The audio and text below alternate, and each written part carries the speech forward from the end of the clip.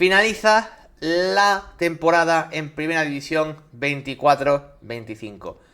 Entre comillas, todavía quedan partidos hoy domingo, ¿vale? Como veis que hay equipos que todavía tienen 37 partidos y no 38, pero damos ya por finalizada la temporada porque esos equipos realmente no nos están jugando nada. Falta por jugar el Barça, que ya es campeón, el Atlético, que ya es tercero, el Atlético, que es cuarto, el Villarreal, que es quinto, y abajo Girona y Sevilla, que sí que pueden escalar alguna posición, podrían alcanzar hasta la 13ª del Getafe, tanto Girona como Sevilla, pero bueno, ya no van a bajar a la segunda división, que es lo importante. Así que bueno, vamos a quitar a todos estos equipos de la jornada de hoy y vamos a centrar el análisis en lo que ocurrió ayer en esa pelea por Europa y por el descenso. Finalmente, Celta irá a Europa League, ¿vale? La última vez que fue en esa temporada 2016-2017, ¿vale? Han pasado ya varias temporadas, casi una década, de que el Celta no tocaba Europa. Lo vuelve a hacer de la mano de Claudio Giraldez. Luego hablaremos del conjunto celtiña, porque la verdad, muchísimo mérito lo que ha conseguido. Y también vuelve a ir a Europa, creo que si no me equivoco que son 25 años después, fue a inicio de siglo, el Rayo Vallecano. El conjunto de Vallecas, del barrio de Madrid, vuelve a pisar Europa, insisto, 25 años después. Locura también, evidentemente, lo que se vivió ayer en Vallecas. Quien se queda fuera de Europa es Club Atlético Osasuna, que tenía la oportunidad. Ojo, pudieron meterse de haber ganado, porque el Rayo también pinchó. Luego hablaremos de eso. El tema de que pinchasen ambos equipos ayer es cuanto menos curioso. Y luego por la parte de abajo, que es el drama máximo, evidentemente, como ya bien lo sabéis.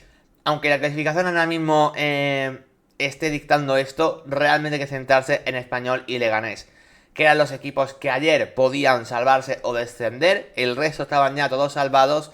El Español hizo su trabajo, ganó. También lo hizo el Leganés realmente, también ganó, pero el Español era el equipo que estaba por delante y el equipo que se acaba salvando. Y por lo tanto, Leganés, equipo que desciende después de tan solamente un añito en primera, vuelve a caer a la segunda división. Vamos a comentar todo lo que ha ocurrido en la jornada, lo que se ha jugado, ¿vale? Insisto, vamos a obviar los 3 partidos que se juegan hoy, por lo que comentaba, porque al final no hay nada en juego. Hay que centrarse en lo que pasó ayer. Los partidos que se han jugado donde no había nada en juego, ¿vale? Eran el Betis-Valencia, que esto se jugó el viernes y fue empate a 1.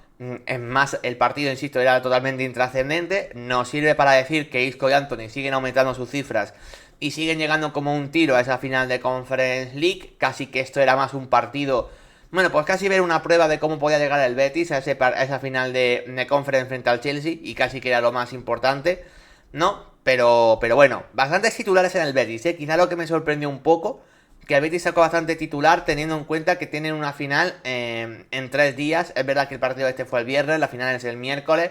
Bueno, hay margen de maniobra, ¿vale? Y de recuperación. Y bueno, finalmente el Valencia tampoco se jugaba nada, así que salió con un 11 también bastante titular. Gol de Rafa Mir, su primer gol de la temporada llega en el último partido y curiosamente al Betis, llegando cedido por el Sevilla. Insisto, curioso cuanto menos, pero un partido en el que no tiene mucho más que comentar porque, insisto, era intrascendente, como también era intrascendente en el resultado que se podía dar en este Real Madrid-Real Sociedad.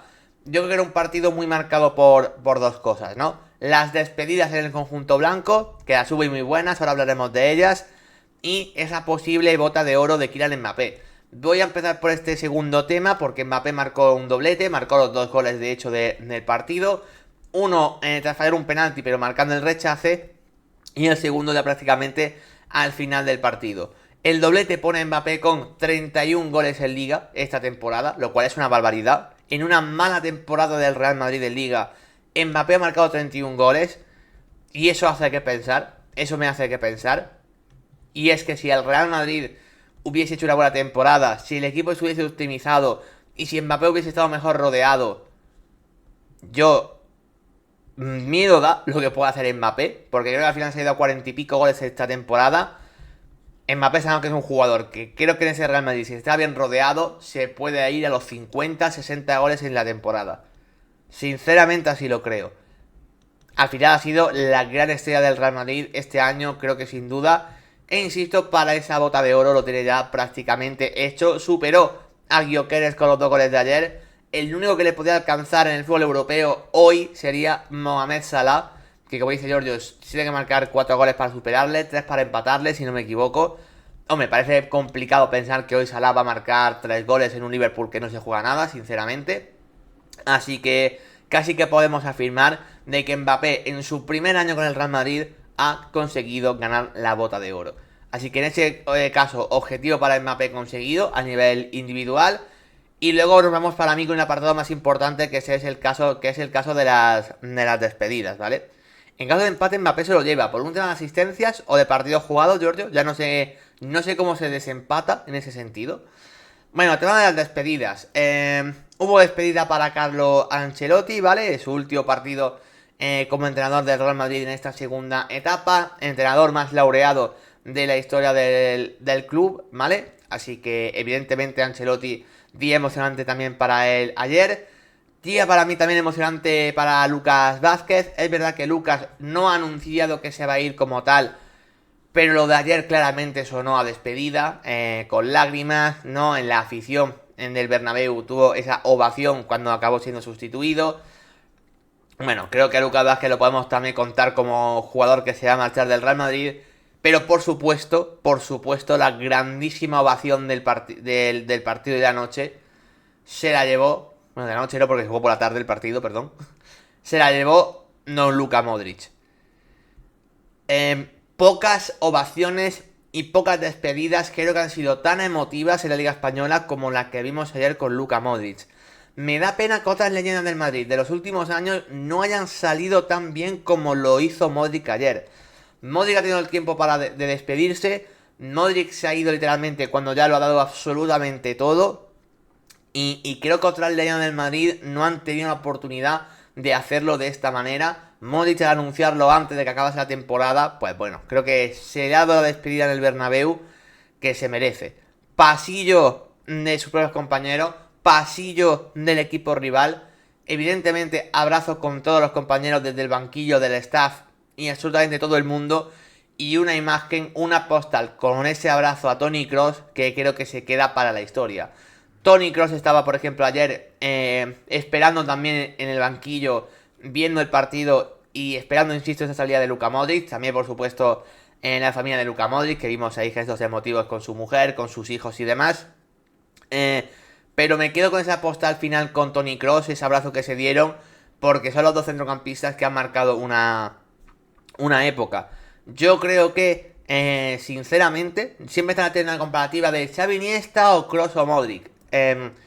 Creo que el prime, digamos, ¿no? El mejor fútbol que yo he visto lo ha marcado Xavi Iniesta como dúo a nivel de centrocampistas.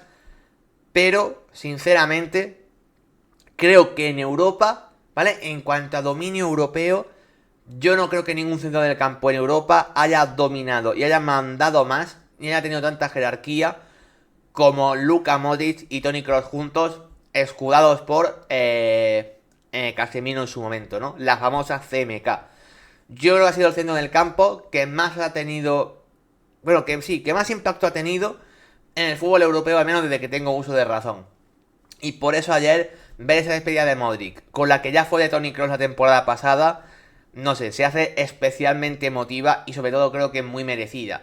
Ya hablé el otro día de la figura de Luka Modric, creo que es muy difícil de explicar todo lo que ha significado Modric en lo futbolístico. Al final, no solamente se va Luka Modric del Real Madrid y de la Liga, hablamos de que da un paso al lado uno de los mejores jugadores de la historia del fútbol y para mí esto ya es irrebatible, ¿no? O sea, sé que muchos siempre van a estar debatiendo en qué lugar poner a Modric dentro de centrocampistas. Yo lo que tengo claro es que es de los mejores centrocampistas que he visto y voy a ver. Habrá gente que debatirá, no, pero mejor Kroos, no, pero mejor Iniesta, no, pero mejor Xavi, no, pero mejor Zidane, por ejemplo, que es otro perfil distinto. Lo podemos comparar con 1000 jugadores si queréis. Independientemente de lo que lo pongas por delante o por debajo de alguno de estos que he comentado, es de los mejores jugadores de la historia, sinceramente. Me parece algo que ya a día de hoy es innegable, es irrebatible. Se ha más merecido o menos el Balón de Oro que ganó. Pese a todo eso, pocos jugadores vamos a ver en la historia del fútbol como Don Luka Modric. Y creo que la ovación del Bernabéu ayer, incluso que el partido se parase, que para mí esa instantánea también fue cuanto menos llamativa y bonita y acertada en mi opinión, que es que el partido prácticamente se paró, Modric salió del campo cuando fue sustituido y volvió a entrar para volver a llevarse esa ovación del Bernabéu, o sea, el partido literalmente se paró. Es verdad que con un contexto de que no había nada en juego, si la Real Sociedad seguramente se hubiese estado jugando cosas, entrar en Europa por ejemplo, yo creo que la Real no le hubiese hecho pasillo, el partido no se hubiese parado, hubiese sido otro contexto, pero bueno, insisto, yo creo que dado el contexto sí que me parece acertado, ¿no? Que se ovacionase y se despediese a Luka Modric como se merece, sinceramente, en el partido de ayer. Así que así se nos queda una de las imágenes y una de las postales, ¿no? De este final de temporada, y decir de la liga, pero creo que en general en el fútbol europeo. Por aquí Aitor nos decía, la Real nos gustó mucho que se hiciese paseo de los jugadores, en los aficionados, vaya. Bueno, lo primero, te saludo Aitor, ¿qué tal? ¿Cómo estás? Bienvenido. Y yo sinceramente, o sea, bueno, puedo entender por qué la afición lo dice, que es que creo que quiere ver a su equipo competir hasta el final y quiere ver a su equipo, digamos que respetando una temporada donde no se ha respetado lo que ha sido la Real Sociedad. Sinceramente, la temporada de la Real es muy complicada. Yo creo que si esta temporada de la Real hubiese sido tan buena como las anteriores, la gente no se hubiese quejado tanto. O sea, puedo entender la queja, pero sinceramente a mí me parece más bonito el gesto y más acertado el gesto que las quejas que pueda haber. A mí no me pareció mal y os diré que me puede parecer bien el gesto de los jugadores de la Real Sociedad. Sinceramente, creo que Modric va más allá de que sea un jugador del Real Madrid o no. Creo que tiene que ir de la mano con ser uno de los mejores jugadores de la historia, ¿no? Y creo que hay que elogiarle, sea del equipo que seas, con que tengas un poco de cordura y un poco de cabeza, sinceramente. Así que a mí no me parece mal. También se pasaba por aquí Adri anteriormente, ¿qué tal? ¿Cómo estás? Bienvenido. Así que bueno, como dice Alonso, Modric es una leyenda y yo creo que tiene que tener una despedida a la altura de su figura. Al menos esa es mi opinión.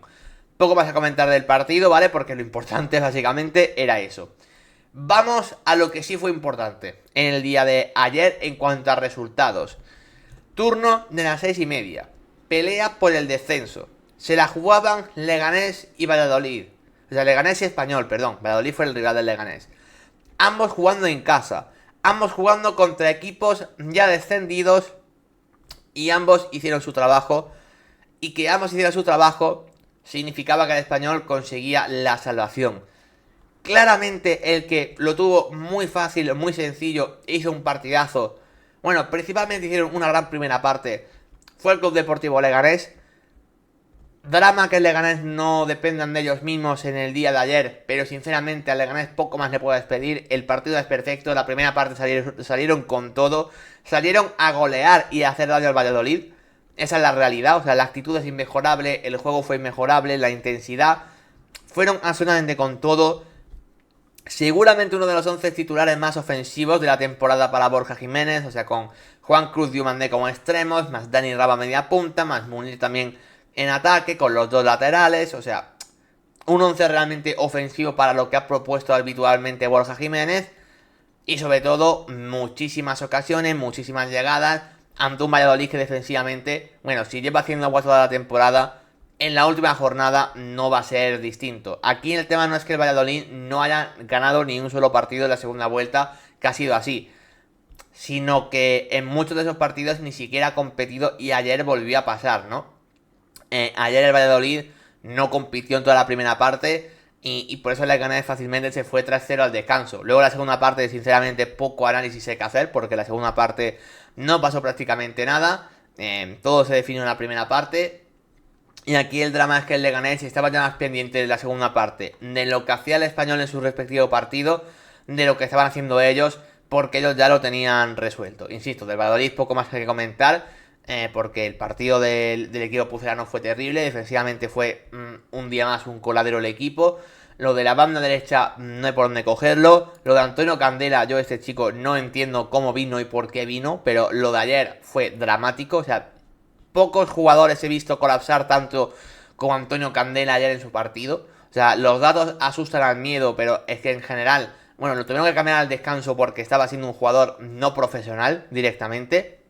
Y es verdad que enfrente tenía un Diomandé que hizo un partidazo absolutamente bestial. Colaboró en los 3 goles del Lega, básicamente.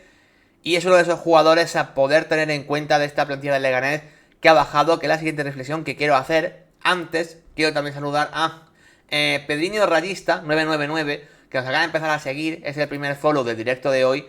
Y entiendo que por tu nombre, ¿vale? Eres aficionado del Rayo Vallecano y por lo tanto te tenemos que dar la enhorabuena por la clasificación europea. Luego, ahora en un ratito, hablaremos de lo que fue ayer el Rayo Vallecano. Como decía, yo creo que el Leganés ha bajado con una plantilla, bueno, pues justita para la primera división seguramente. Estaba claro que iba a ser uno de esos equipos que, bueno, que iba a estar ahí en el límite de si bajaba o no bajaba. El objetivo era luchar hasta el final y buscar la permanencia. No ha podido ser. Y yo aquí me quedo con dos cosas. La primera, el editor, una pena bajar con 41 puntos. Bueno, han sido 40, ¿vale? No 41. Pero igualmente voy por el mismo camino. Siempre estamos con la frase esta de el objetivo son 40 puntos, porque con 40 puntos nos salvamos. El Leganés ha hecho 40 puntos siendo un recién ascendido y aún así ha bajado. ¿A qué me refiero? Que a mí me cuesta mucho decir que la temporada del Leganés ha sido mala cuando tú has conseguido hacer 40 puntos. A mí me cuesta decirlo, la verdad. Creo que a este Leganés no le podemos pedir muchísimo más. Seguramente tenga cosas a mejorar, ¿vale? Yo creo que Borja Jiménez, por ejemplo, muchas veces ha optado por no meter tanto talento en el campo y optar por un equipo algo más defensivo. O sea, todo lo contrario a lo que hizo ayer. Hemos visto a Juan Cruz perderse muchos partidos con muchas suplencias de forma inexplicable. Hemos visto que Dani Raba en muchos partidos tampoco ha sido titular indiscutible cuando estaba siendo el mejor jugador. Yo creo que hemos visto a un Borja Jiménez que ha sido un entrenador un tanto reservón en días que no tenía que serlo. Por ejemplo, por poner alguna pega. Yo creo que yo creo sobre todo que la mayor crítica que le hago a Borja Jiménez es el tema de una rotación que ha tenido, que era innecesaria muchas veces, porque el Leganés es un equipo que solamente ha estado jugando una competición, que es la Liga y punto. Estos equipos no tienen necesidad de rotar durante las jornadas, no la tienen. Y creo que en ese sentido muchas veces ahí Borja Jiménez ha rotado, creo que sin demasiado sentido. Le ha costado lo de poner a Juan Cruz, a Javi Hernández, perdón, de lateral izquierdo de forma clara. Se inventó a Juan Cruz como carrilero, intentó cambiar mil cosas porque no terminaba de confiar. Y yo creo que al final ha sido la solución más sencilla y al equipo lo ha naturalizado, que Javi Hernández jugase. No sé, yo creo que Borja Jiménez ha ido variando demasiadas cosas como teniendo en cuenta lo que tenía, sinceramente. Pero insisto, por poner pequeños peros, a lo que el Leganés podía mejorar.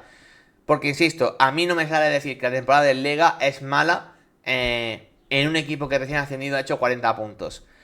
Aquí, por trazar una diferencia respecto al año pasado, ¿no? Porque al final son temporadas totalmente contrapuestas. El año pasado, mencionamos en el final de temporada que el descenso estaba realmente barato, porque la verdad, bueno, en Granada y Almería bajaron con mucha antelación y haciendo temporadas dramáticas y lamentables. El Cádiz también bajó de forma para mí claramente merecida, hizo 33 puntos y la verdad es que era equipo claramente de segunda. Y el resto de esa zona baja se salvaron por incompetencia de los otros tres. Pero yo ya mencioné el año pasado que temporadas como la del Rayo, como la del Mallorca, por ejemplo, eran temporadas donde podía haberse merecido un descenso. Y tuvieron la suerte, ¿vale? Tuvieron la fortuna de que simplemente había 3 equipos peores que ellos. Pues creo que el Leganés este año ha tenido esa mala fortuna de que el descenso no ha estado nada barato, sino lo contrario. Igual que el año pasado hubo 5 o 6 equipos que se merecieron bajar, este año creo que realmente solamente ha habido 2. Hay equipos que han tenido peor o mejor momento. Mucha gente me dirá, Naví, pero Girona y Sevilla son un desastre. Han sido un desastre en muchos tramos, es cierto, pero tampoco son equipos que se merezcan bajar a segunda como tal. Hablamos de bajar. Y al final Sevilla y Girona, casi por lo que tienen, deberían asegurarte un suelo que implique no bajar a segunda división. Luego equipos como el Valencia se acabó recuperando. Español y Getafe han tenido suficientes buenos tramos para mí como para acabar salvándose como lo han hecho. A la vez, sin ser un equipo brillante, a mí no me parece un equipo de segunda división. Me parece un equipo de lo que es, de la parte baja de primera. A lo que me refiero es, al fin y al cabo, a que este año no ha habido clarísimos candidatos al descenso de decir, oye, este equipo tiene que descender sí o sí. Como sí creo el año pasado, que había 5 o 6 equipos que decíamos, oye, pero si es que esto es nivel segunda. Este año solamente ha habido 2, Valladolid y Las Palmas, y por lo tanto tenía que caer un tercero, y ha sido el Leganés, porque bueno, dentro de los equipos que están ahí luchando, pues eso, junto con el Español, con el principio con el Getafe también, son de las plantillas más flojitas de primera, y sabes que cuando eso ocurre, si el descenso se iguala por lo alto, pues puedes caer aunque tu temporada no sea mala. Es la reflexión que tengo con el Leganés. Es difícil de asumir un descenso, insisto, con 40 puntos y encima de un equipo recién ascendido. Yo a este Leganés, insisto, seguramente tiene muchas cosas a mejorar, porque si tienes cosas... Si no tuviese cosas a mejorar, no hubiese descendido. Pero insisto, no me sale decir que su temporada sea mala. Me sale decir que el fútbol es así y que tienen que bajar 3, aunque se lo merezcan 5, y tienen que bajar 3, aunque se lo merezcan 2, como ha sido este año. Y es un poco lo que hay, ¿no? A partir de aquí, evidentemente mandándole mucho ánimo a la gente de Lega. Claro, si hablamos ya a título individual, de jugador por jugador, a mí la gran incertidumbre que se me queda con el equipo pepinero es qué puede hacer de cara a segunda división, porque tiene mucha pieza muy interesante para primera y muchos de ellos acaban contrato. Para mí es una de las dudas que podemos tener. Gente de hecho como Dimitrovic o como Sergio acaban contrato, que si el equipo se hubiese salvado, yo tengo claro que continúan en primera y ya está. Pero al descender a segunda, yo no tengo claro qué va a pasar con ellos, porque creo que podrían haber encontrado acomodo en algún equipo de primera. También te digo, no me sorprendería si se van a segunda con el equipo y son piezas capitales para buscar el ascenso de nuevo. O sea, no me sorprendería. Jorge Sáenz creo que puede ser un central que tenga nivel para primera. Incluso Anastasic también. Creo que tienen 3 centrales en Liga que pueden jugar en primera sin problema. En el lateral derecho, Altimira está cedido por el Villarreal. Dudo que el Villarreal lo vaya a ceder a segunda. Yo ahí ya lo descarto. Rosier, que ayer no estaba por lesión, sabemos que se va a marchar del equipo porque va a tener ofertas de primera, sinceramente. Mira, Javi Hernández es de los pocos que yo creo que seguramente sí que se quede. En el centro del campo, a ver Renato Tapia, porque es un jugador que tiene un sueldo importante, que vino libre en el mercado de verano y no sé si algún equipo de primera le puede apetecer su fichaje. Cissé me parece un jugador claramente de primera división, pero claramente, o sea, creo que algún equipo podría hacer un esfuerzo por él. Neyu en el centro del campo, que ayer al igual que Rosier tampoco estaba por el tema de la lesión, es un jugador que acaba contrato y se va a quedar en primera, se le rumorea con el Valencia. 2 jugadores para mí de nivel primera de forma clara, pero que pueden valer un dinero importante, son Juan Cruz y Diomandé. Juan Cruz, digamos que fue la gran aparición del inicio de temporada, y Diomandé ha sido la aparición del final, ¿no? Cada uno en un contexto muy distinto, ¿vale? A Juan Cruz ya se le conocía, a Diomandé no, acaba de llegar, ¿no? Pero creo que son 2 jugadores de nivel primera división y creo que nadie tiene duda de esto, sinceramente. El tema es, el Lega va a poder mantener a los 2 en segunda, venderá uno y no a otro. Si alguno de los 2 se queda, son de las grandes estrellas que tendrán de cada año que viene y de las grandes estrellas de segunda división. Juan Cruz o Diomandé, no tengo ninguna duda.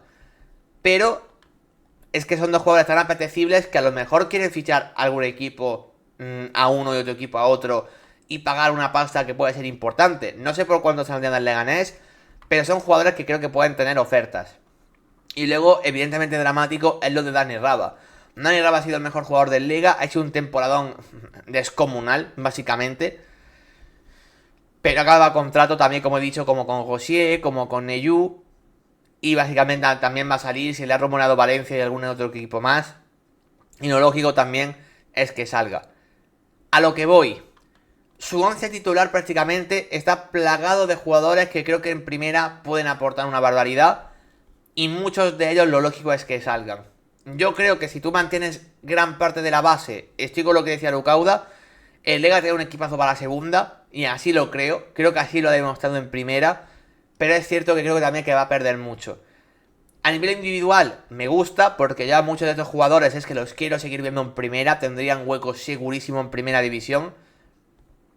Pero también en clave Lega pues da lástima porque no sé cuánto de esto va a poder mantener, ¿vale? Yo os digo que de este equipo titular que vimos aquí ayer, que este 11 es el titular, quitando que falta Rosier por Altimira y quitando que falta Neyu por alguno del centro del campo, por Tapia a priori, aunque bueno, ahí en Lega puede variar mucho. El 11 que vemos ayer es el prácticamente titular, ¿no? Quitando que Munir podemos intercambiarlo por algún 9, ¿vale? Que ahí se han rotado mucho. Yo quiero ver de estos cuántos el año que viene lo vemos en el Leganés en segunda. A ver cuánto varía este 11 respecto al de la jornada 1 del Lega en segunda. Porque me da que desgraciadamente para el Lega puede variar bastante. Y ahí la lástima. Insisto, ánimo a la gente de Leganés, porque para mí la temporada no ha sido nada mala. Problema, llegaba la última jornada sin depender de ellos mismos, dependían de que el Español se pegase un trastazo que por momentos pudo ser posible, pero que finalmente el Español acabó solventando la papeleta. Fue un mal partido del Español, sinceramente, es la realidad. Creo que el Español no tuvo su mejor partido. Creo que el Español ha acusado bastante en ese tramo final de temporada. Primero, un exceso de relajación. El Español hace mes y medio se veía salvado. El Español llegaba al tramo final de temporada con 39 puntos y a más 7 del descenso, creo, o algo así, o incluso más. La verdad es que el Español tuvo 2 meses tan buenos que prácticamente se alejaron de la pelea por abajo. De hecho, en muchas jornadas ni siquiera le metíamos al Español en la pelea. Tuvieron rivales complicados donde se perdieron partidos, ¿no? Como fue, por ejemplo, frente al Villarreal, como fue, por ejemplo, contra el Betis. Luego también le tocó el Barça de por medio. Ha habido partidos muy difíciles que el Español no ha hecho malos partidos, pero que ha acabado perdiendo. Y luego llega para mí una derrota también muy dura frente al Club Deportivo Leganés, donde yo ese día, por ejemplo, sí que vi exceso de relajación o como si el trabajo ya hubiese estado hecho. A lo que voy, al fin y al cabo, creo que el Español se ha visto prácticamente salvado y entre eso y que ha tenido rivales difíciles al final, ha acabado sufriendo más de lo que muchos esperábamos en marzo. No más de lo que muchos esperábamos en agosto. Creo que en agosto todos dábamos al Español, bueno, pues como el Leganés, un equipo que tenía que salvarse en las últimas jornadas y sufriendo. La plantilla era para eso. Es verdad que luego, en la mejora de Joan García, sabíamos ya que era un gran portero, pero yo creo que no nos esperábamos que fuese uno de los mejores porteros de Europa. Por supuesto, luego llegan fichajes como los de Urco, como los de Roberto, que han mejorado mucho el equipo. Hay muchos jugadores como Carlos Romero o Manel Hilali, que han hecho un temporadón que a lo mejor no era tan esperado. Pero tú veías la plantilla en agosto, ¿vale? Al inicio de liga, y decíamos, bueno, el Español va a acabar sufriendo. Veremos si se salva o no, pero evidentemente va a acabar sufriendo. En base a eso ha acabado sufriendo y dependiendo de la última jornada de salvarse por su propia cuenta y jugando en casa contra un equipo ya descendido. Yo creo que en agosto el Español, su afición, firmaba acabar como ha acabado, sinceramente. Te lo firma. Aquí quizá el único drama es que en marzo decía, bueno, vamos a sufrir incluso menos de lo que esperábamos, después de 2 meses muy buenos.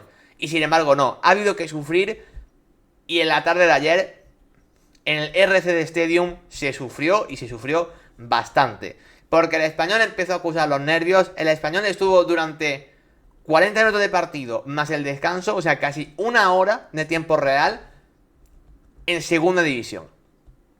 Ayer eso ocurrió, porque el Leganés empezó adelantándose en el minuto 20 y poco, o sea, más o menos prontito, y el Español tuvo que esperar hasta el 65, ¿vale? Ya en la segunda parte, para marcar el 1-0. Y sobre todo, jugando mal. Ayer el Español jugó mal, no tuvo un buen partido. El centro del campo para mí no enlazó 3-4 pases seguidos cuando era un partido donde en teoría tenías que llevar la iniciativa, y ayer al equipo le costó. Vimos que al equipo también le costó por tramos recuperar la pelota, o sea, Las Palmas empezó a sumar pases con bastante facilidad. Creo que eso es producto de que Las Palmas no se jugaba nada, el equipo juega tranquilo. Para que veáis lo que es el estado de ánimo en el fútbol, el equipo que no se juega nada hace un partido bastante completo y hace un partido, aunque sea con la mayoría de los suplentes, pues eso, de decir, oye, como no nos jugamos nada y demás, pues podemos agregarle los pases y nos salen, podemos mover el balón de lado a lado y nos sale. Mientras que el Español va con la urgencia de recuperar el balón rápido y malas presiones, el equipo muy desorganizado. Bueno, por eso, pues la presión de tener que ganar y ver que las cosas no te están saliendo. Encima, las primeras ocasiones del partido fueron de Las Palmas. Ahí el Español ya empezó a tener susto. Joan García tuvo que aparecer demasiado, sinceramente. En un día que tú a priori tienes que atacar y ganar, Joan García vuelve a ser de lo mejor. 4 paradas, la mayoría de esas en la primera parte. Saca 2 manos de las que tú dices, oye gente, espabilamos porque Joan García te está volviendo a salvar. Pero bueno, creo que en la segunda parte esto empieza a cambiar un poco a través de la mejora de Javi Puado, que creo que la primera parte estuvo muy mal, pero la segunda por tramos echó al equipo a la espalda y era muy necesaria su figura. Y también con la entrada de Pere Milla. Pere Milla creo que mejoró también bastante al equipo en la segunda parte. No creo que el Español hiciese un partidazo tampoco, en la segunda parte. Pero al menos el equipo ya lo vimos un poquito mejor, o al menos con acercamiento a la portería de Dinko Horkas. Sí que es verdad que el 1-0 llega de un penalti, que por supuesto, como siempre, polémico, ¿vale? Como no puede ser de otra manera. No podemos llevarnos la última jornada de Liga sin polémica. Esto tenía que pasar.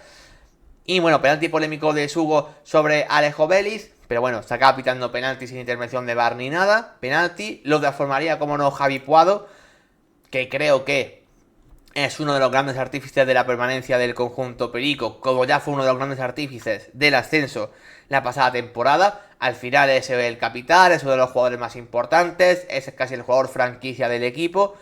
Posiblemente se acabe marchando, eso sí, pero creo que lo que tenía que hacer esa temporada lo ha hecho cumpliendo y con muy buena nota, marcando ese gol desde el penalti. Y luego también fue el jugador que asistió en el 2-0 para el gol de Luis Milla, de Pere Milla. Y ese 2-0 ya sí quedaba la tranquilidad. Un día, en ese caso al Leganés, al estado de Butarque, que se enteraba de ese segundo gol y ya ahí parecía imposible. Y el Español con ese 2-0 sí que ya todo parecía mucho más tranquilo y confirmaba así su permanencia. No, pero nada, Giorgio, hablarán de Manolo. Podemos hablar de Manolo porque, bueno, ha sido un entrenador debutante, como lo ha sido Borja Jiménez. Yo creo que Borja puede tener alguna experiencia más en primera, no sé si con el Leganés o no, pero es un entrenador que yo no creo que haya estado mal en primera. Como por supuesto creo que Manolo también ha estado bien y le ha sacado bastante rédito al Español.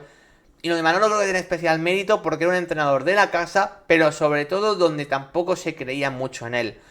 ¿Cuántas veces hemos escuchado en esa temporada que este chico no llega a Navidades, que no se come el turrón? Luego cuando sí que queda, cuando se queda en Navidades, ¿cuántas veces dijimos, bueno, a ver cuántas jornadas queda, se queda en el equipo en 2025? El Español acabó la primera vuelta en descenso. Quiero recordar esto, ¿vale? Quiero recordar esto porque al final, en ese momento parecía que el equipo, Manolo iba a durar 1 o 2 partidos más en ese momento. Salvó la papeleta en partidos claves, luego mejoró al equipo. Y finalmente para mí se ha acabado siendo uno de los entrenadores, no sé si revelación, ¿vale? No sé si revelación de la temporada, porque hay otros como Giraldes, como Corberán, que creo que tienen incluso más mérito todavía. Pero creo que mucha gente no daba un duro por él. Entraba en esas quinielas de primer entrenador destituido para mucha gente. Y finalmente creo que ha conseguido hacer un buen trabajo y salvar al equipo. Así que también mérito, por supuesto, para Manolo González. Eso fue lo que pasó en la parte de abajo. Se salva el conjunto perico, uno de los equipos más históricos de primera división. Bueno, después de muchos años subiendo, bajando constantemente, al menos va a tener 2 años consecutivos en primera. A ver qué tal de cada próxima temporada. A ver qué puede mantener de la plantilla actual, porque creo que hay gente que se va a ir. El tema de Urco, de Roberto, se les acaba la cesión, al igual que Carlos Romero. Gente muy importante. También Kumbula, también Kral. Puado seguramente se vaya. Joan García también posiblemente se vaya. Aunque bueno, Joan García dejando buena pasta, ¿vale? Bajo el brazo, eso sí que es cierto. Pero van a perder a gente muy importante, seguramente. A ver cómo se refuerza el Español en verano de cara a esas piezas que este año han sido importantes y que el año que viene no van a estar. Después de hablar del descenso, que para mí es lo más dramático de todo, vamos a la parte europea, que esta es la más bonita, ¿no? Porque es verdad que por un lado está lo del Club Atlético Osasuna, que se queda sin puestos europeos esta temporada. Yo, siendo totalmente sincero, bueno, ayer fue el partido que menos atención le pude prestar, porque había 3 partidos a la vez. Los equipos que dependían de ellos mismos eran Celta y Rayo, y por lo tanto le presté más atención a esos partidos que a este Alavés Osasuna, ¿vale? Dentro de eso, a mí me parecía Club Atlético Osasuna el equipo que menos méritos había hecho de los 3 durante la temporada. Insisto, no quiero que nadie de Pamplona se cabree, quiero explicar bien esto. Yo creo que Osasuna es un equipo claramente establecido en primera división, con una base muy informada, un suelo competitivo muy alto, y a mí eso me parece importantísimo. Nadie se imagina a Osasuna, independientemente del entrenador, independientemente de alguna lesión puntual, nadie se imagina a Osasuna peleando por descender. Nadie. Es un poco lo que dije también hace jornadas del Mallorca. El Mallorca habrá sido más irregular o menos durante varias jornadas. Podía haber peleado por Europa si hubiese dado un poquito más. Pero lo mejor del Mallorca es ese suelo competitivo que la liga tiene. Pues Osasuna es un poco igual. Es un equipo muy establecido ya en primera división. Y que tiene que pasar algo muy gordo para que el equipo acabe bajando. Dicho eso, ¿vale? Que para mí es el mayor halago que se puede hacer. A mí es un equipo que esta temporada no me ha demostrado tener nivel europeo. Creo que ha acabado muy bien la temporada. Ha tenido victorias ante rivales fáciles. Creo que ha tenido un calendario que no ha estado nada mal, ¿vale? Creo que el equipo, después de pasar una racha bastante mala, consiguió sacar muy buenas victorias y acabar metiéndose en la pelea por Europa. Honor a ellos. Pero en balance general, yo no creo que Osasuna haya hecho un año como para meterse en Europa. Incluso creo que lo han estado peleando, bajo mi punto de vista, con cierta sorpresa. Creo que ese Osasuna es claramente peor equipo que el que hace, por ejemplo, hace 2 temporadas se mete también en Conference de la mano de Arrasate. Yo creo que ese Osasuna de hace 2 años era mejor que este, sinceramente, por nivel y por todo. Este Osasuna creo que está también muy bien, pero eso, creo que para Europa le ha faltado un poquito más. Pero sobre todo aquí el tema más importante es que ayer, de haber ganado, se hubiese metido en Europa. O sea, todo eso que estoy diciendo es una estupidez si ayer realmente se hubiese metido en Europa. El punto es que el Alavés se empezó adelantando con un gol en el punto de penalti, gol de Carlos Vicente en la segunda parte. Y luego el gol de Osasuna llega en el tramo final de partido por gol de Raúl García de Haro. Sí que es verdad que en ese tramo final hubo mucha emoción, estuvieron literalmente a un gol de meterse a Europa, o sea, estuvieron realmente cerquita. En Alavés la verdad es que compitió y no se lo puso fácil. Muy bien Sivera bajo palos, que la verdad es que también dejó alguna cota parada interesante, aunque también Sergio Herrera la tuvo que dejar. O sea, los porteros fue de lo más destacado del partido sin ninguna duda. Y a mí creo que el empate me parece justo un poco en general. O sea, yo no creo que Osasuna hiciese el tico partidazo de decir, buah, nos comemos a la vez y nos metemos en Europa. No vi esa sensación y por lo tanto creo que el empate más o menos puede acabar siendo justo por calidad de ocasiones. Y sí, en el tramo final sí que apretaron bastante, pero no me parece injusto como tal el empate, sinceramente. Creo que aquí, insisto, el drama es que pudieron meterse en Europa si hubiesen ganado, porque pecheó y no bastante, pero sí que es verdad que el Rayo la lió por momentos. Esto quiero cogerlo con muchas comillas, porque la realidad es que el Rayo hizo un partido como para ganar. O sea, el Rayo Vallecano ayer no ganó, sinceramente, porque, bueno, Dominic Grave hizo una de esas actuaciones bajo palo que se tienen que recordar a lo largo de la liga. Lo del Mallorca y los porteros merece un análisis aparte. No sé qué va a pasar en verano con Grave, no sé qué va a pasar en verano con Leo Román, pero lo que tengo claro es que uno de los dos tiene que salir del Mallorca. O sea, que el Mallorca tenga en sus 2 porteros a 2 de los mejores porteros de la liga es una cosa casi difícil de explicar. Y creo que alguno tiene que salir. Es que la temporada de Grave y la de Leo Román, cuando le ha tocado, aunque le ha jugado menos, son tan buenas, sinceramente, que casi que pueden dar el paso ambos. Pero yo creo que al menos uno se quedará y otro debe salir. No sé por quién va a posar el Mallorca. Apueste por el que apueste, creo que lo va a hacer bien, porque Dominic Grave volvió a demostrar ayer que fue un porterazo. O sea, el partido del Rayo es como para ganar, diría que sin demasiados problemas. Es que a mí el partido del Rayo ayer realmente me gustó. Sí que es verdad que le faltó acierto, ¿vale? Le faltó acierto al Rayo Vallecano, esto es una realidad. Pero para mí, estuvo agresivo, estuvo vertical, jugó bien, generó ocasiones. No hubo tampoco mucha precipitación. O sea, yo creo que el Rayo jugó como siempre, salió a ganar como si fuese un partido más.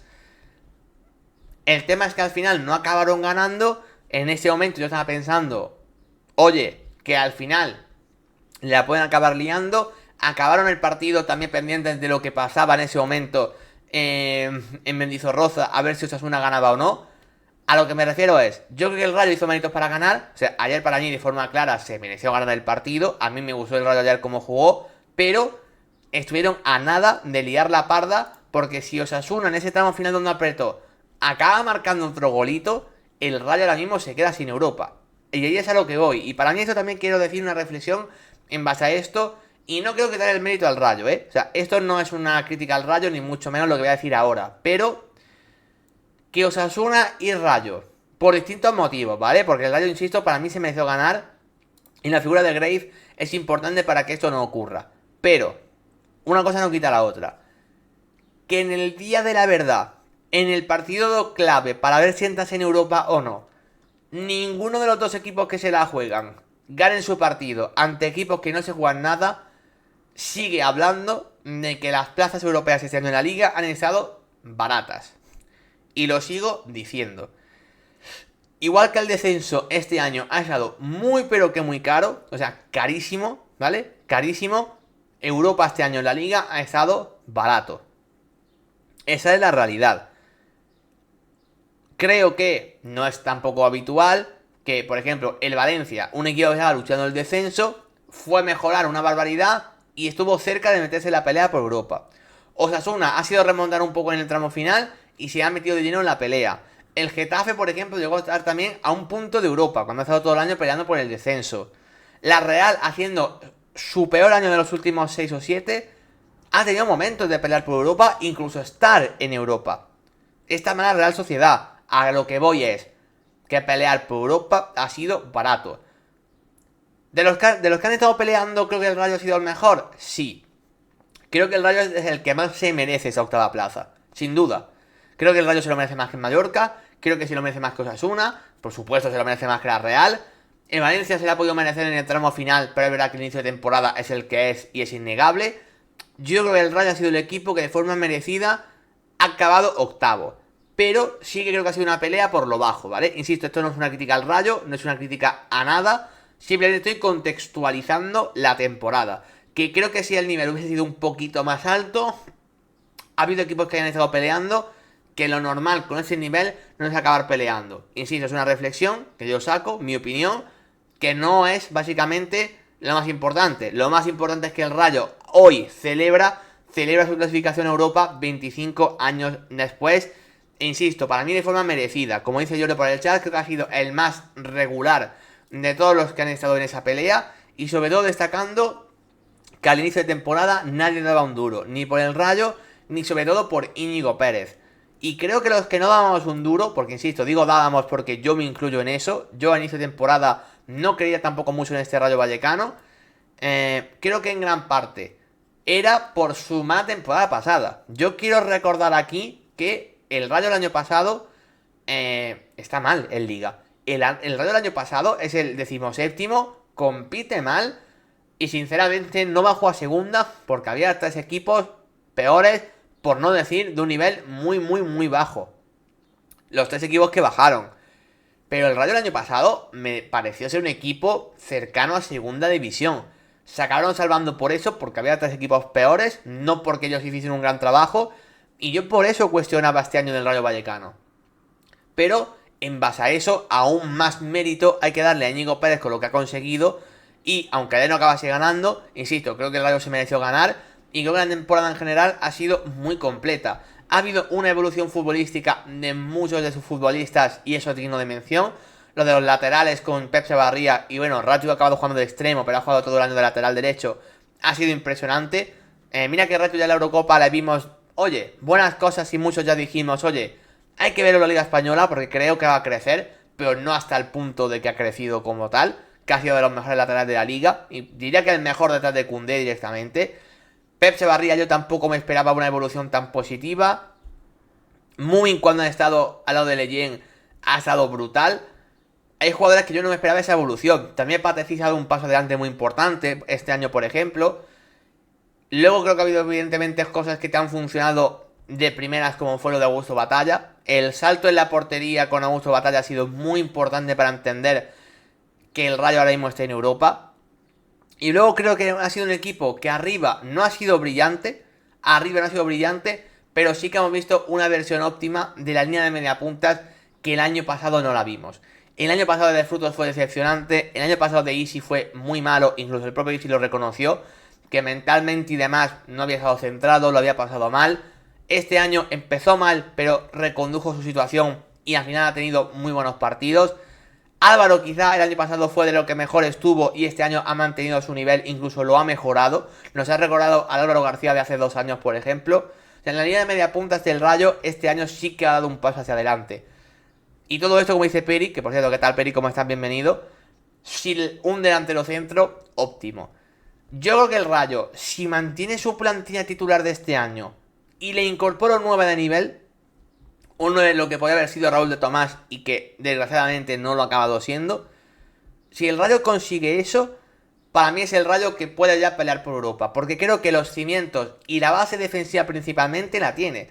De hecho, yo creo que el principal motivo por el que el Rayo se ha metido en Europa es porque ha consolidado esa base defensiva y ha mantenido ese mínimo competitivo. De hecho, el equipo a nivel táctico, al estilo de juego y demás, se parece mucho a lo que proponía Iraola. O sea, el equipo no ha cambiado mucho. Bueno, que antes sí jugaba muy en banda y ahora juega más de media punta, que ha encontrado ese conector que en el centro del campo, que entre Unai López y Pedro Díaz, que parecía una posición muerta cuando se fue Comesaña hace 2 años, y al final lo ha acabado encontrando. Aridane ha acabado a buen nivel.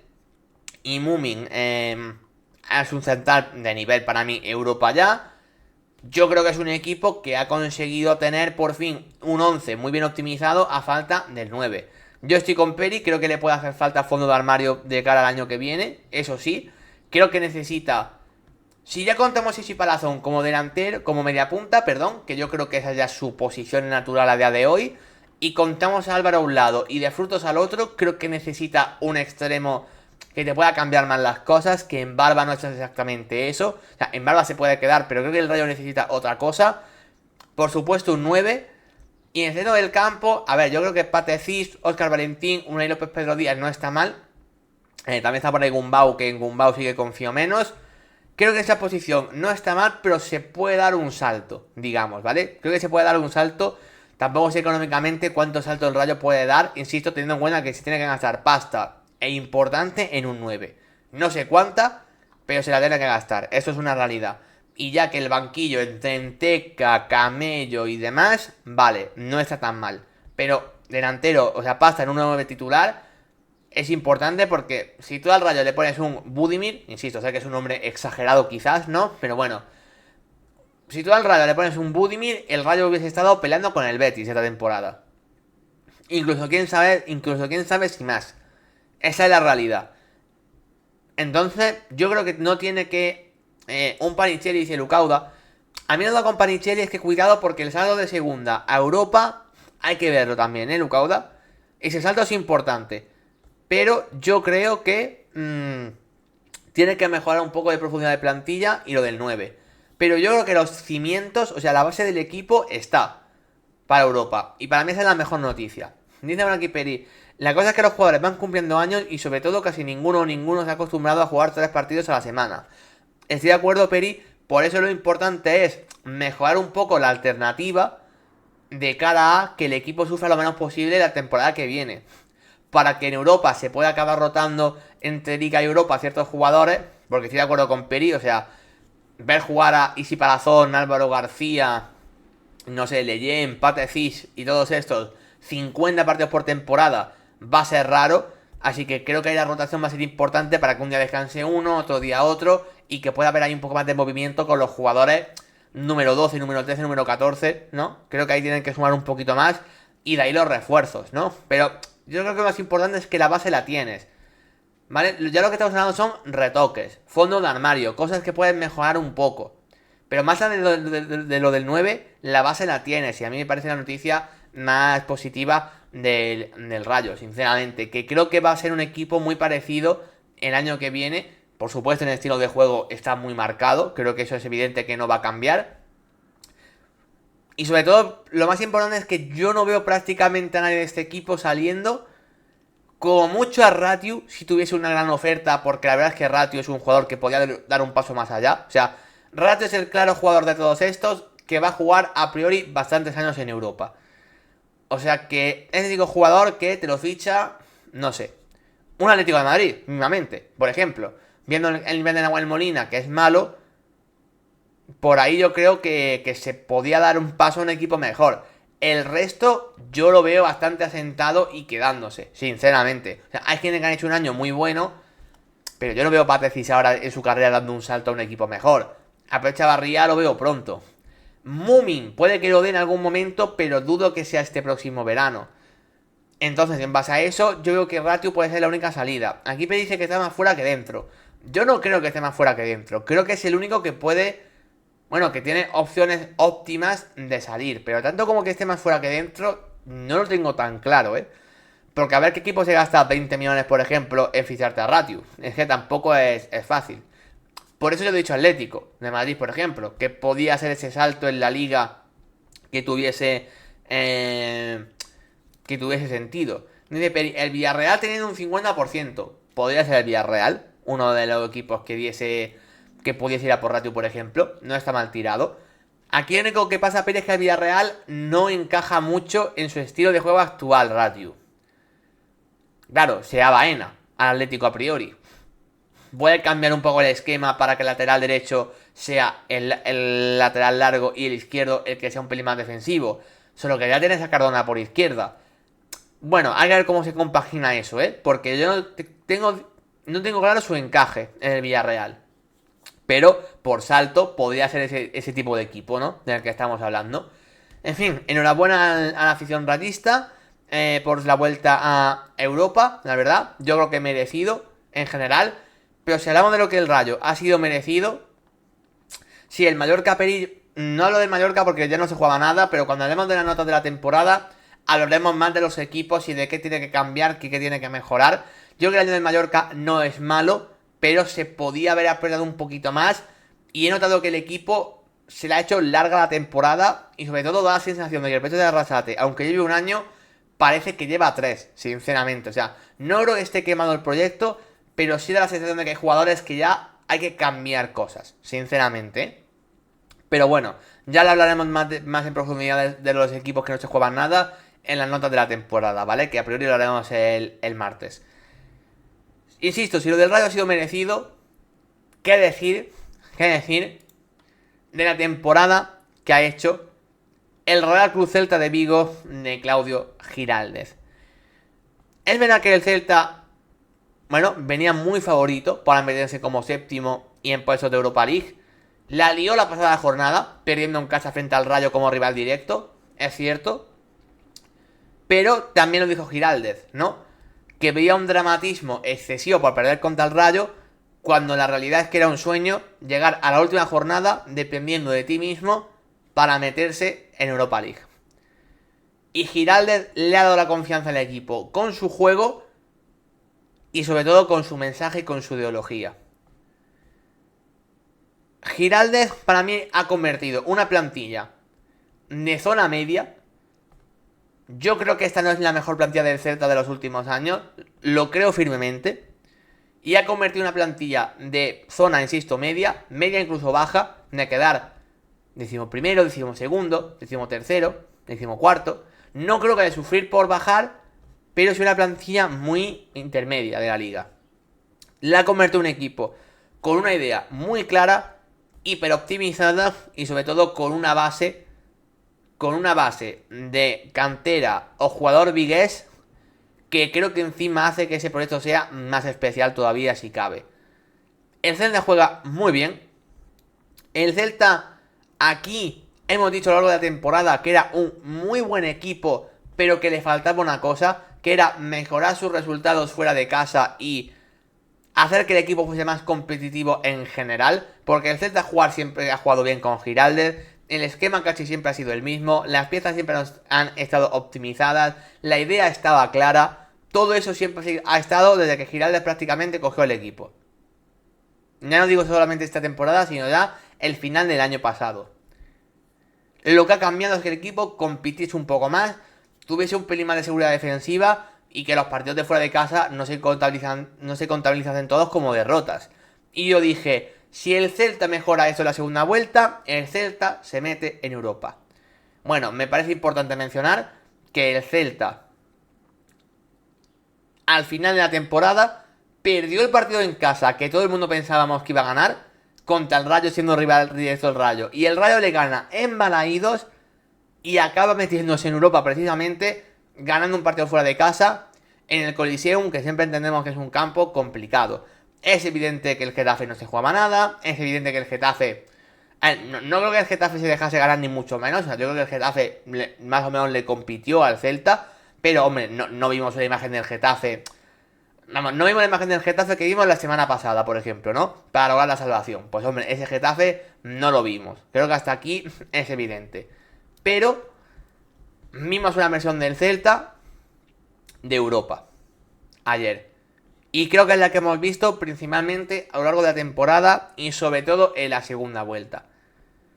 Por eso, dentro de que he comentado antes de que los puestos europeos este año han estado baratos, creo que sin duda el equipo que más merece esta séptima plaza en general ha sido el Celta de Giraldez. También un poco por lo que he dicho antes con Íñigo Pérez. Creo que eran equipos que a mí no me pintaban a quedar tan bien. Hombre, sí que pensaba que el Celta tenía mejor pinta que el Rayo, porque el Rayo el año pasado acaba en una curva descendente, mientras que la del Celta ya es ascendente. O sea, el equipo claramente ya mejora mucho desde que llega Giraldez y se va Benítez. Pero yo dudaba de cómo que eso llegase como para entrar en Europa. Y finalmente sí que lo han acabado consiguiendo. Ahora hablaremos de la figura de Iago Aspas porque merece una mención aparte. O sea, lo de Iago Aspas es increíble. Pero por hablar un poco más de la plantilla y de lo que ha sido la temporada, creo que, al igual que el Rayo Vallecano, creo que ha tenido un nivel sostenido, sinceramente. Y creo que el Rayo tiene piezas que, oye, se van a consolidar en el nivel que han estado. A mí la gran duda del Celta, que esto es malo y bueno a la vez, depende de cómo lo veáis. No, la gran duda que tengo del Celta es si jugadores que han dado tantísimo nivel este año lo pueden alargar las siguientes temporadas. ¿Vale? Yo, por ejemplo, Marcos Alonso ha sido una pieza hiper fundamental que yo pensaba que iba a aportar, pero yo no esperaba que acabase siendo de los centrales más importantes de la liga. Sinceramente, no me esperaba tantísimo. Y creo que está rindiendo casi por encima de sus posibilidades por lo que es el esquema de Giraldez. Yo siempre he hablado que este tipo de esquema, esta especie de, 3-4-2-1, 3-4-3, o bueno, si son 3 centrocampistas y 2 atacantes, es lo mismo, ¿vale? Como juega el Inter, por ejemplo. Yo siempre he dicho que es el esquema más agradecido del fútbol actual, porque es el esquema que más piezas te permite optimizar por ser posiciones más llevaderas. Creo que ahí es donde Marcos Alonso, por ejemplo, puede brillar. Creo que Marcos Alonso, como lateral a día de hoy, o de central en defensa de 4, sufre mucho más. Y de hecho lo hemos visto que sufre mucho más. Pero a lo que voy, en general, es que yo no sé si Marcos Alonso en otro contexto pudiese brillar tanto. Lo mismo digo de Lais Moriba. Y Lais Moriba sí que por potencial y por condiciones puede dar el nivel que hemos visto este año. Pero yo era un jugador que veía perdido. Y este año le hemos visto como un jugador, sinceramente, que está de nivel europeo. El Celta está en Europa con un Lais Moriba que tiene nivel para jugar Europa. Y era algo que no me esperaba tanto. Sergio Carreira, a mí me parece un lateral muy normalito. Y lo hemos visto un lateral óptimo tanto por derecha como por izquierda. Nivel muy alto. Mingueza, me parece un pedazo de futbolista. Pero los puntos y picos de rendimiento que ha alcanzado Mingueza no tienen sentido. O sea, ha habido momentos donde parecía uno de los mejores laterales del mundo. Y yo creo que Mingueza, siendo un muy buen futbolista, está lejos de eso, sinceramente. No sé, creo que ha habido jugadores, insisto, por encima de su nivel. Alfon ha aparecido de repente como uno de los jugadores de revelación de la liga. Incluso Borja Iglesias, que ya ha hecho un buen año, pero su tramo final, yo sinceramente no me lo esperaba. No me esperaba que a esas buenas condiciones que tiene a nivel asociativo le añadiese más gol y sobre todo una finura que yo hacía años que Borja Iglesias no se la veía, sinceramente. Giraldez ha ido cambiando cosas y todo lo que cambiaba parecía que le iba saliendo bien. Ayer, con el partido empatado en el cooling break de la segunda parte, en esa charla podemos escuchar cómo Giraldez, a falta de 20 minutos para el final del partido, insisto, el Celta yendo 1-1, decía: chicos, tranquilos, no os precipitéis tanto, conducid, mover el balón, jugad como sabemos que la vamos a tener y vamos a acabar ganando si jugamos como sabemos. No os precipitéis, que es suficiente tiempo como para ganar. estaba convencido en el mensaje. Cuando sus jugadores estaban más titubeantes, Giraldes, siendo un entrenador prácticamente inexperto en la élite, él lo tenía claro. Por eso creo que esta plantilla del Celta, donde hay muchos nombres propios, como he mencionado, que han hecho un temporadón increíble, al final todo se estructura mucho en la pieza de Giraldez. Y creo que tiene mérito por varios motivos. Lo primero, porque creo que tiene un nivel, una personalidad y un conocimiento impropio de su juventud y de su experiencia. O sea, es un entrenador que tiene, creo que son 37 años, lleva en la élite temporada y media, bueno, menos de temporada y media, y parece que llevas entrenando en primera 15 años. O sea, no tiene sentido. Y sobre todo que es el líder de una plantilla donde tú a priori, gente como Borja Iglesias, como Iago Aspas, podrían ser los líderes realmente, como Vicente Guaita, como Marcos Alonso. O sea, es una plantilla muy joven, que yo entiendo que esos jóvenes le sigan a Giraldez hasta la muerte, pero a mí lo que me encanta es que los veteranos también lo siguen como si lo llevasen conociendo toda la vida. Y a mí es lo que más me sorprende. O sea, es el líder de un equipo que creo que sin Giraldez es impensable que tocase Europa. Sinceramente. A partir de ahí está el nombre de Iago Aspas. Iago Aspas seguramente ha tenido su temporada más. O sea, no creo que la temporada de Iago Aspas haya sido mala, porque no lo ha sido. Pero sí que ha sido la temporada más floja o más intrascendente de Iago Aspas desde que volvió al Celta. Claro, normal, si todos los años ha sido pieza clave del equipo y uno de los mejores jugadores de la liga, ¿no? El año pasado ya fue cuando fue menos importante, y con Benítez, pues bueno, sabemos que hubo esas rencillas, digamos, ¿no? Que la temporada que Iago Aspas menos ha podido aportar, donde muchas veces ha sido suplente porque ya de titular no ha alcanzado el nivel, y tampoco el físico, que en el día más importante de la temporada Giraldez diga, no, Aspas al 11, y que sea un jugador que no le iban a cambiar hasta que el partido no estuviese por delante, habla de una situación con Iago Aspas que, o sea, creo que es una de las historias, la de Iago Aspas con el Celta y en la Liga en el siglo XXI, más bonitas, pero a su vez más inverosímiles. O sea, creo que es muy evidente que el talento de Iago Aspas y su nivel está muy por encima del Celta, y esto que mis amigos celtiñas me perdonen, pero creo que todos son conscientes de esto. O sea, el talento y el nivel de Aspas no corresponde a un equipo como es el Celta, con lo que el Celta suele luchar. O sea, Iago Aspas es un jugador que ha tenido nivel para jugar Champions año sí, año también, que ha sido de los mejores jugadores, de los 5, 6, 7 mejores jugadores de la liga año sí, año también. Y sobre todo un jugador que luego fuera del contexto Celta no ha brillado, y que en la selección tampoco ha sido nunca importante. O sea, Iago Aspas ha sido uno de los mejores jugadores de la última década de la liga por estar donde está, y sobre todo por escribir en el Celta un contexto que no solamente en otro lugar hubiese sido imposible, pero que a su vez por nivel es irreal. A lo que me refiero, es irreal que un jugador del nivel de Iago Aspas juegue en un equipo como el Celta tantos años, pero a su vez es increíble que sin el Celta de la mano de Aspas, Aspas hubiese dado este nivel.